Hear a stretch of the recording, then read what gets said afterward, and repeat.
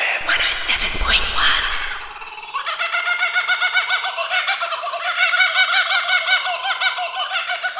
Hello and welcome to Going Wild in the Highlands. This is a show about all things nature in the Highlands. My name's Floss. When I first started going out into the bush a long time ago now, I had lots of friends around me who knew stuff. They were fantastic. They explained to me what I was seeing and what I was hearing. They were able to tell me whose poo I'd just trod in. And it really helped me to enrich my understanding of what I was seeing and the beauty of the bush in the Highlands. And I'm hoping to pass some of that on to you. I'm going to be talking with my friend Lou. So Lou, tell us a little bit about yourself and what you want to achieve with the show. Well, yeah, I want to encourage everyone to get out there, and it doesn't have to be very far. You can walk down your street, be in your garden, or go into the bush and just stop and listen and look, and you will find so much going on if you just give nature a chance to be there for you. It seems so strange that we are so busy and yet we don't really listen to what's going on beyond our own human species a lot of the time. Yeah. So today we're going to talk about things that are happening through the seasons, what's happening since the winter solstice. We're going to have a look at places you can take your dog for a walk. We'll talk about the things that you'll see and hear while you're out there walking with your dog. We're hoping to cover a lot. We'll see how we go. So you would think a show about nature is pretty challenged in the middle of winter. It's hard work at the moment. But so much happens in winter, actually. Look at the situation with our gardens. I mean, I've got a mostly native garden, and the Banksias are just absolutely glorious all through winter. They just really bring so much colour into the place. And then the Banksias bring in the birds, especially the eastern spinebill, which is my favourite bird. Such a clever bird. And so you think winter's nothing happens up here in the Highlands, and it is true, it's dark and it's cold, but the longest night is the 22nd of June or 21st of June, and then things start to really speed up, and I've really noticed it looking around. Have you noticed it too, Floss? Yes, it's true. After the 21st of June or 22nd, the birds and animals seem to think that spring has started. Nobody's told them that our seasons don't really want spring to happen until September. Spring's really happening out there already for the birds. I've been seeing ravens doing all sorts of nesting activity, and they do this strange thing where they're flying around carrying sticks in their beaks, of course, for nesting, but also I see them a lot carrying bread. Are you seeing that? Yes, I don't know what's going on in my neighbourhood. It's very weird. I see them bringing in bread and putting it in the bird bath, wetting it up so it's nice and munchable, I suppose. And something's going on. Somebody around here is selling a lot of bread to our crows. I don't know what's going on, but yeah, they're very active, and they seem to be sorting themselves out as well. You know, they're very intelligent birds, and sometimes they get into our tall mountain grey gums just next door, and there's like 12 of them, and they've all got a voice. They're all carrying on. And something going on. I wish I could speak crow. Another sign of spring that I heard about recently was one of my friends who knows stuff down in Penrose has seen an echidna train. Oh, wow. Oh, yes. I'd love to see that. So explain to me, Floss, exactly how that works. No, I think actually we should almost do a competition about who knows the most about echidnas, because I've been looking into them and I'm not sure that you have. So I reckon I could win this competition. Oh, yeah. An interesting subject or an interesting feature of echidnas is that their back legs, their feet face backwards. And apparently in the early days, people who were doing what's called taxidermy, when they were presented with specimens of echidnas, they would turn the feet around because they couldn't believe that the feet should face backwards, but they do. And they're really sort of weird animals in that they lay eggs. They're marsupials, but they lay eggs, yes? That's right. They're called monotremes. They belong to the same family as platypus. And I think they're the only two members of that family. I think so.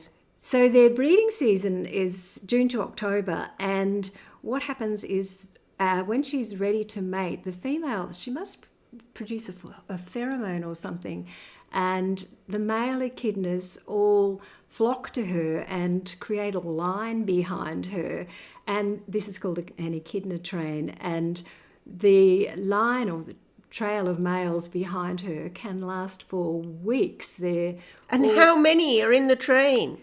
I've read that you can get up to 13 You're kidding. in a train. And what are they doing? All jostling for the front row? I mean, to get right up. They Close and all personal. want proximity to her, and she just waits to see who's got the most stamina, who lasts the longest, and who hangs on.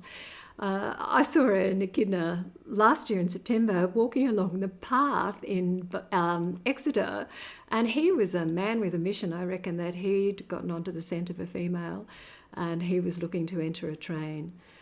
Anyway, after they have mated, some male has been successful, the female does produce an egg, and that stays in her little pouch for, I think it's about 10 days before it hatches. And then the echidna, what's the name for a baby echidna, Lou? Is it a pug? A puggle, that's Puggle. right. A puggle. That's it. The puggle stays in her pouch for about 7 weeks, and she doesn't have teats. She has what they call a milk patch, and she produces pink milk, and the puggle suckles on that. Is that because babies like pink? I believe it's because it's full of protein. Right. When the puggle gets to 7 weeks, it starts to get a bit prickly. Yes, she wouldn't want it in the pouch too long, eh? She doesn't want it on the pouch, in the pouch thereafter, so it gets ejected somehow, or it chooses to make its way in the world, and off it goes. Okay, so they're doing it right now, these males. I mean, really, I think the female echidnas ought to start a Me Too campaign. Really. I mean, it's a bit outrageous, 13 males. Outrageous. So, yes, echidnas think it's spring too. What other signs of the beginnings of spring are we seeing? The wattles are out? Well, yes, I heard something about wattles quite interesting, because we're coming up for National Wattle Day, aren't we? And I was thinking, I think it's in September. And I was thinking, well, it really ought to be in July, because if you go down to the Moreton National Park right now, here in Bundanoon, I tell you, the place is absolutely startlingly yellow. And it's like the sun's come out on the ground. They're all sunshine wattles. Well, they're not all sunshine wattles. There's about 5 or 6 species. But the sunshine wattles are the ones that are blindingly bright. And someone told me that the National Wattle Day has been moved to September, but it did used to be much earlier. Oh, when really? It was, yeah. So when it was New South Wales, I think it was in late July or early August. I can't remember. Right. So, but anyhow, wattles are out all year long, really, aren't they? But they're beautiful. I was going to ask you that because you're the flower girl. Is it true that somewhere in Australia there's a wattle flowering every day of the year?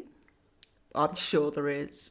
I'm sure there is. Well, I can't both answer like that to believe question that. for Your Honour. I'm not sure that I can manage to, be held to that. But look at all the wattles. What are there? There are about 700 species. Oh, wow. You know, a lot of them out there in central Queensland and central Australia. Aren't there? Yeah, that's all true. the mulgars and all those sorts of things, gidgee and all those desert wattles. Oh, right. Yeah, so Well, I'm sure there. let's bring the discussion back to the Highlands. This is a show, Lou, Oh, all about yes. nature in the Highlands. Well, my mind can travel. So I know that you've fairly recently got a dog, and you've been grumbling that you can't get out and about in the bush. Can't get in the national parks. That's the sad thing. That's right. But there are plenty of places where you can take your dog in the bush. I've been doing some research on your behalf and I've found a few. There are many. We'll talk about a few today. So one of my favourites is the Picton Fire Trail, or some people call it the Bargo Weir Fire Trail, which is up off Remembrance Drive in Tarmore. This is a fantastic place to walk your dog. It's nice and broad, easy to walk, more than one person alongside each other, and plenty of room for dogs. It follows the Bargo River up to the Bargo Weir. It apparently goes for 5 kilometres in, or 5 and a bit. I haven't ever got to the end of it, although I really must. It's a lovely walk, and along that walk I've seen rock warblers, and I've heard some superb lyrebirds, which we must talk about too, because again, as a result of the winter solstice, the superb lyrebirds are entering their mating season. Well, they seem to love winter, actually. I'm amazed by what miserable weather they like to mate in, but there we are. That's true, they do. They like dark, damp, gullies, wet areas, that's right. We'll come back to them perhaps a little bit later. So another place to walk your dog close to the centre of the Highlands is Gibbergunya Reserve, which is up off Howard's Lane out of Mittagong Welby. A perfect place for getting lost. That's right. There are a lot of tracks up there. If anyone's going to set out for Gibbergunya Reserve, I recommend that you take a map with you, or take a photo of the map that's at the bottom of the reserve before you get in up there. It's a walk that's not so much for the faint-hearted. It's a little bit steep, isn't it? It's steep and rocky Yes. particularly from that side. You can also access it from the Bowral side. I've just forgotten the name of the road you can get into it on that side. Goes up the side of a golf course, I remember. That's right. Yeah, that's steep too. Yeah. But only the first part, fortunately. Yeah, so once you get up the top, Yeah. it's lovely. And again, there's plenty of nature happening up there. That's when spring has progressed a little bit further, that's a really great place for wildflowers and butterflies and insects. I see heaps of them up there. So I recommend that. And then in the more southern aspects of the Highlands, I didn't know this before, that you can walk your dogs in state forests. I don't know where you've been living. You must be under a rock. Of course, forests is one of... And now that I cannot go in national parks, I look at forests everywhere to see, where I can take the dog. Forests are very good that way. Yes, and so down the southern end, we've got Penrose State Forest.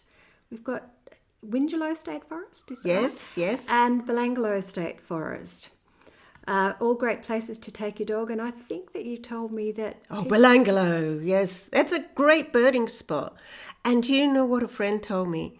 She goes walking with a walking group, and they came across emu eggs. Oh, my goodness. Can you believe Belanglo. that? In Belanglo Forest. Oh, wow. No male was there, no adult, because the males, of course, are the ones that sit on the eggs and raise the young, which is quite unusual right. amongst birds.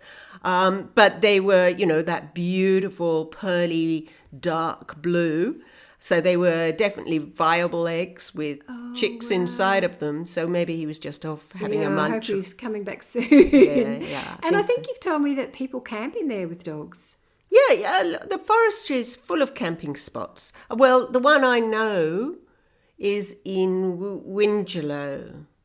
But I think Belanglo has one too. I'm not sure about Penrose. Oh, right. Sure. So more research to be done. Yeah. But there are places out there where you can walk your dog in the bush, which is fantastic. It's a nice change from just taking them around the local paths and things. So let's get back to the superb lyrebird, because they deserve being talked about.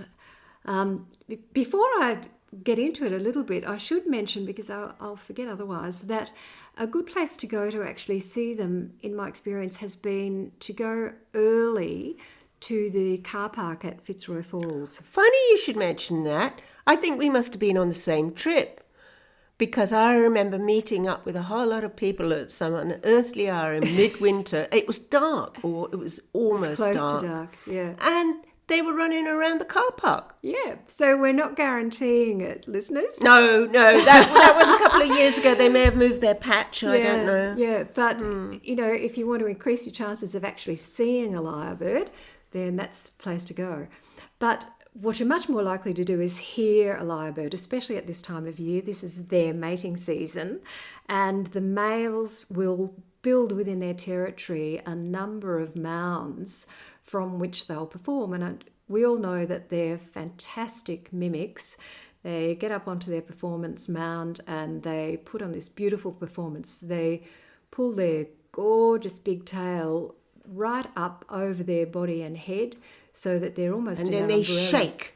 That's right. They dance. shake, like, what are those, whirling dervishes? Not quite like a whirling dervish, but the bird equivalent of a whirling dervish. Well, but better than a whirling dervish, because they're singing and mimicking at the same time. And so many different birds and sounds, not just bird sounds, but they can mimic. I think I was listening to them in Morton National Park, because you can go to any lookout on Morton National Park at the moment and just stand quietly and you will hear them in the gullies. There's no doubt about it. And a lot of them seem to be learning the same songs, they're mimicking the same things. Oh. And you can isolate what they are. They're very good on currawongs. Yes. Aren't they? Yeah. And then there's this mechanical sound that they all seem to be really good at making too, which I'm not sure. Don't know what it is. I hope it's not a chainsaw. I think they do a chainsaw. And when I was traveling, I actually heard someone, one of the lyrebirds was using a car alarm sound. My goodness. Whoop, whoop, whoop, whoop. Yeah.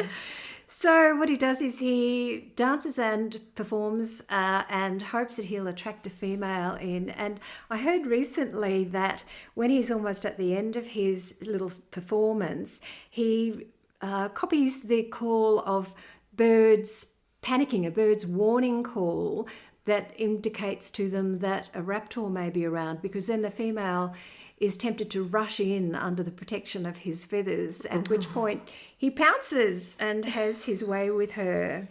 That's unbelievable, isn't it? Yes. I mean, fancy thinking that one out. And thereafter, she's on her own with it. He's lost interest at that point. She will go off and make her nest, and she'll incubate the egg, and the nest is really hard to find. It's like not a cup-shaped thing. It's a bundle of twigs stashed into a sort of, very often into a sandstone block. What would we call that? A floater or something like that. and you think, what is all those twigs doing in that little cave or crevice? And you think, well, maybe it's flood damage, and then you think, hang on a minute, we're really quite high up here. There can't be flood damage.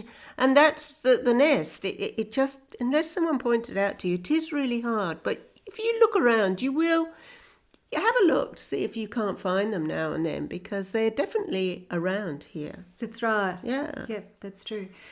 So I just want to tell you my superb lyrebird story. A couple of years ago, I was at Thirlmere Lakes with a group of women, and we were watching a beautiful, superb lyrebird just scratching through the leaf litter and so on, quietly looking around for food and just spending its day quietly. And suddenly we saw from across the other side of the lyrebird a fox stalking toward it. Yeah, it was terrible. And as we watched, the fox got closer and closer until we couldn't stand it any longer, and the whole group of us just screamed. And the lyrebird screamed, and it just shot straight up into a tree. It almost levitated itself up into the tree, screaming. And the fox at that point realised that he wasn't going to win that particular battle, and he slunk off into the undergrowth. But it was just sort of horrible for all of us. We better move on because we've got so many other things that we want to talk about. So up at Picton Fire Trail, one of the things that I see there fairly reliably is the rock warbler, which I know is a bird that you have a special feeling for. Well, only because it's so exciting. There was so much concern after the 1920 fires that the rock warblers, which are so specialised in their habitat, might be going extinct. Because they only live in New South Wales. They only live in a small region of New South Wales. They only live on sandstone, and apparently they only live on Hawkesbury sandstone. So they're pretty damn specific in where they want to be. And I went to the amphitheatre. I shouldn't really give away the place, but anyhow, why not? And I was coming back up from the amphitheatre and walking up the steps, and there is a big piece of sandstone that stretches, I think, way into the bush. And I saw what looked like a kind of dull robin. It's sort of that size, sort of that shape, and it's sort of dusky grey-brown. Yeah. And then, yes, it's got the simony breast and belly. And I thought, well, there's only one bird that looks like that, and it was a rock warbler. And that area was burnt to a crisp. Oh. It was such a hot fire there, and it was so good to see that bird. So I went back the next day, same time, because, birds are very much creatures of habit, I reckon. That's true. And I saw two. Oh, on exactly the same place. As you were saying you'd seen one, I was thinking, fine. Well, I don't know if they were a pair, but I'm hoping, because spring is coming. That's fantastic news. So they'll be breeding perhaps. Yeah, hopefully. So to repeat your point, these are the only birds that are endemic to New South Wales, meaning that they're the only creature, as far as I know. I could be wrong on that. They only live in New South Wales and nowhere else at all, and only in very small patches in New South Wales, and many people were worried about them coming back after the fires. Yeah. I've also seen recently a family group of them at Cave Creek. I had you're showing off now. special permission to go into Cave Creek, which is closed at the moment. They're doing some works there, and hopefully it will reopen soon. So there are a few families of rock warblers around, and it's so good to know. Did you go down by the creek? Was that where you saw them? I shouldn't really ask because these things are private, I know, but was it by the creek? No. All right, you don't have to say anymore. I'll find my own. I'll find my own. When it opens, I'll go look. Yeah.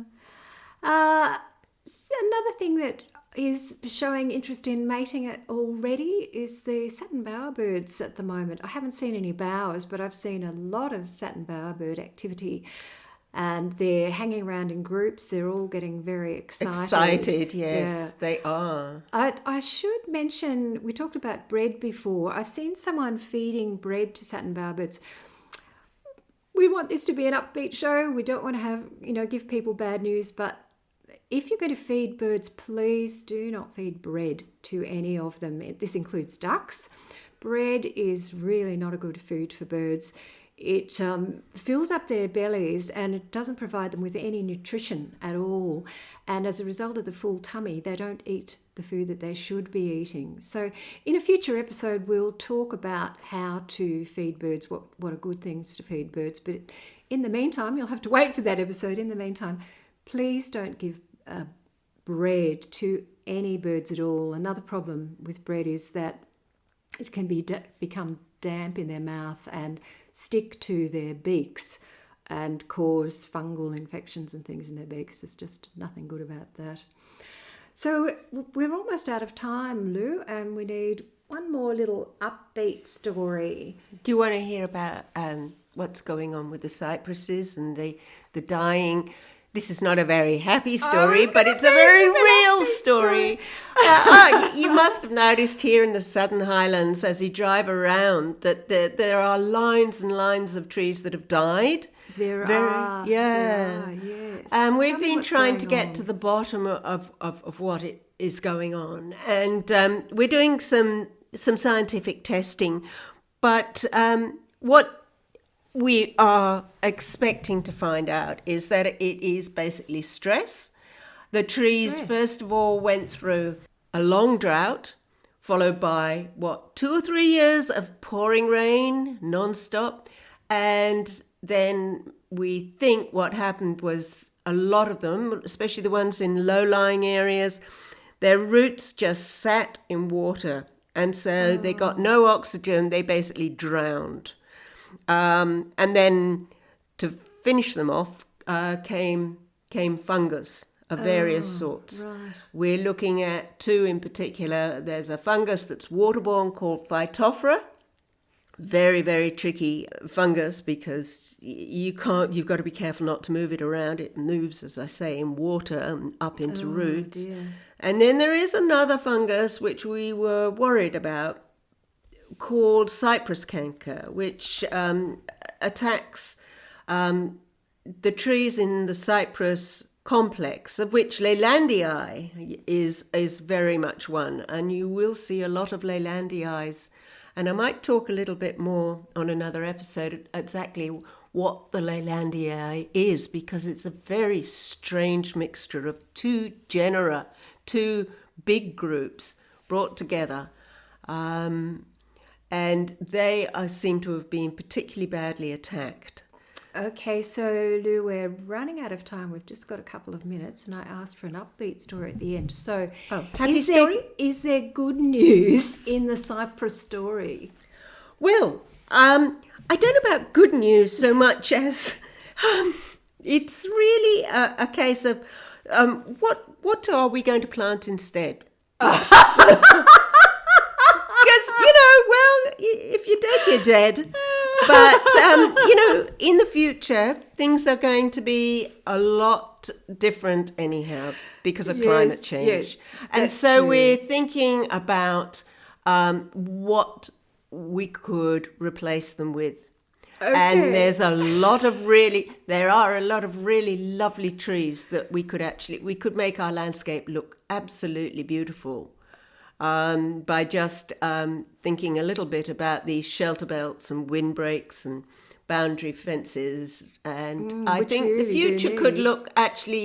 look very much brighter and happier. So there you are. There's my happy story. It's not happened yet, You'll but have it's to going wait to. for another episode to hear how we're going to manage this and what Lou suggests that we plant instead.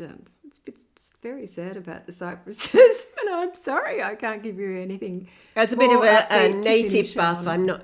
I'm not that upset about it. So. I mean, I know it's going to be expensive, but Okay, so that's our first episode almost in the can. Thank you everybody for listening. Thank you very much to Highlands FM for hosting us. We really appreciate it. And thank you in particular to Adam for all the support and advice that he's given us. We love you, Adam, and we really appreciate it. If you would like to write to us and tell us what you're seeing out there in your local area or in the bush, if you'd like to tell us any other subjects you'd like us to cover, or if indeed you're one of our friends who know stuff and you want to tell us where we got it wrong, please email us at flossandlou@gmail.com. We look forward to hearing from you. And we're already looking forward to making another episode for you in a month's time. We'll leave you with a recording that I made recently of a superb lyrebird doing his thing. There are no other birds in this recording, listeners. This is all his own work. Bye-bye. Bye now.